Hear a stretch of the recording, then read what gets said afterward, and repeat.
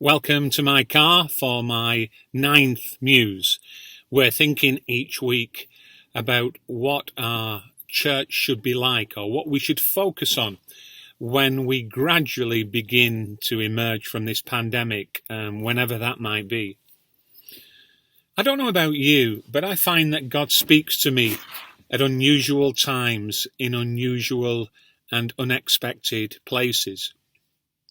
One of the most dramatic spiritual experiences I ever had wasn't in a church. It was many years ago. I think I was about 21 at the time. It was on a cold February night in 1982. And it was in a bus stop in Rochdale, hardly the most glamorous of places. But in that bus stop, I was waiting for the 461 bus home. I had quite a dramatic experience with the Holy Spirit. Well, fast forward to last week, and I don't know about you, but I've been asking God questions. I often pray prayers of interrogation rather than intercession. I ask God what's required of me, what's going on here, what's required of His church in these strange times. And as I stepped into the shower last Wednesday night, I believe that the Holy Spirit put 2 words into my mind, and those words were undiluted devotion. It was as though God was saying to me, Mark, I'm after undiluted devotion.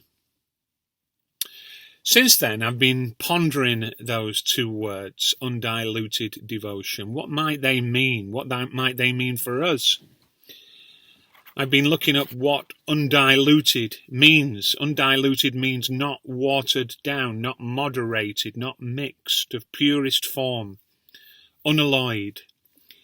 If you write a report and everyone who reads it offers you undiluted enthusiasm, it's another way of saying you've knocked it out of the park. Devotion is about our first and primary loyalty, sometimes to the point of crazy recklessness and abandonment. I'm devoted to my wife and to my family and to my football team. I want them to thrive. I'm biased towards them. I want them to succeed more than anyone else and anything else.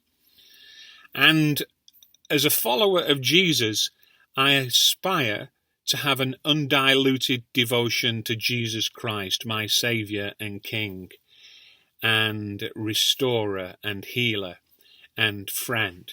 How about you? As I've continued to think about undiluted devotion, my mind has been drawn to the last book of the Bible, the book of Revelation, when the closest friends of Jesus, the closest friend of Jesus, John the Apostle, had an amazing vision, a revelation on the island of Patmos. Included in that amazing vision are 7 separate messages to churches in that part of the world. 7 messages from Jesus to these churches in Ephesus, Smyrna, Pergamon, Thyatira, Sardis, Philadelphia, and Laodicea.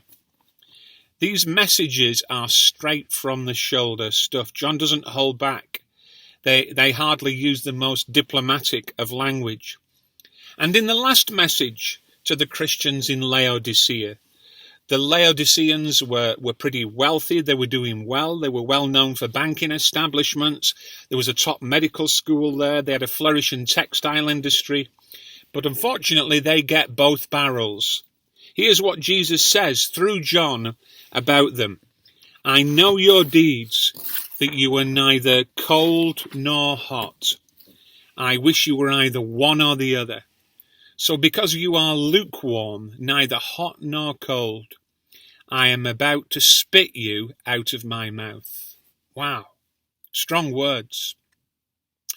Jesus is saying, is he not, that if your devotion is lukewarm, tepid, well, frankly, you make him sick.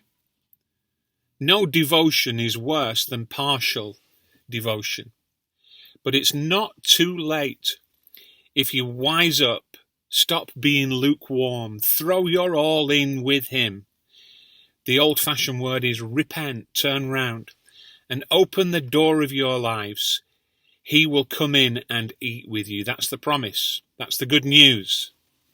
So that's my message today, to throw off our tepidness, our half-heartedness, our partial commitment, and go for broke with Jesus. Yielding to his will for our lives. I'm not saying it's going to be easy. It is easy. It's not. But that's what God requires of us. Undiluted devotion is what he's after. Nothing else will do. Because the Christian faith is an all or nothing thing. Undiluted devotion to Jesus Christ. That's got to be the way in the post-COVID church. You up for that? Okay, big love, my friends, and see you very, very soon.